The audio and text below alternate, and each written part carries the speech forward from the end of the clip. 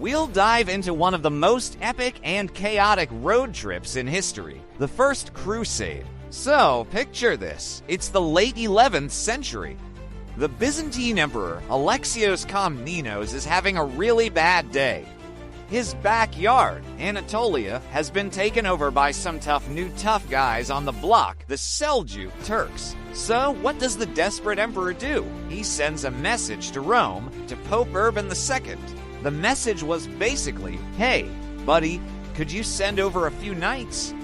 These guys are playing rough, but Pope Urban, being the master showman he was, saw a bigger opportunity. He gathered a huge crowd in Clermont, France, and gave the speech of a lifetime.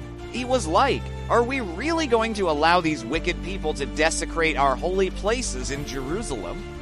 No, let's take them back. And the crowd went wild, chanting Deus Vult, which is Latin for God wills it, and then, well, pure chaos began. Instead of a few elite knights, they were joined by thousands of representatives from all walks of life. You had noble warrior in shiny armor, but also a ton of peasant who basically just packed a bag of feed and started walking east.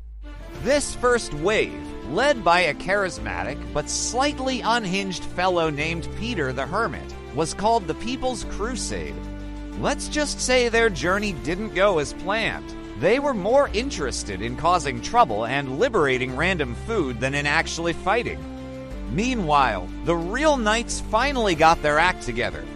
We are talking about such famous names as Godfrey of Bouillon and the cunning Bohemond of Taranto, who had their own plan for everything. They marched across Europe, argued a lot, and eventually made it to Constantinople. Emperor Alexios was probably like, I asked for a small brigade, not this giant, chaotic army at my doorstep. After a lot of hissing, some tense negotiations, and a promise to return any captured territory, the Crusaders crossed into Anatolia. They fought their way through tough battles, like the long, grueling siege of Antioch, where they were so hungry they probably considered eating their own leather boots. But against all odds, they finally reached their goal, Jerusalem. In 1099, after a fierce final battle, they captured the city. And so, Crusaders established their own little kingdoms in the Middle East. It was a wild, messy, and frankly ridiculous journey that changed the world forever. Who knew a simple plea for help could turn into the biggest adventure in history?